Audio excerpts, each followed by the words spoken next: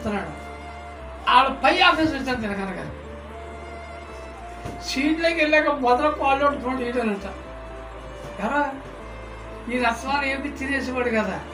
ఎవరినైతే తినకనగానే ఎక్కువ ఇసుకొచ్చేసి వేదన పెట్టి శోధన పెట్టి కట్టబెట్టేవాడు హార్ట్ వర్క్ ఇచ్చేవాడు అతనే మొదటి వెళ్ళి ఏ కాళ్ళు అనుకోండి బాబు తినకన గారు నేను ఈ ఏదో చాలా తప్పు చేశాను ఐఎమ్ సారీ అని కాళ్ళు అనుకోవడం చేతులట్టు పెడుతున్నాడు. ఫస్ట్ అలా జాయిన్ అయ్యి సీట్లో కూర్చోగానే క్షమాపణ అడిగింది ఎవరో ఆ శత్రువే.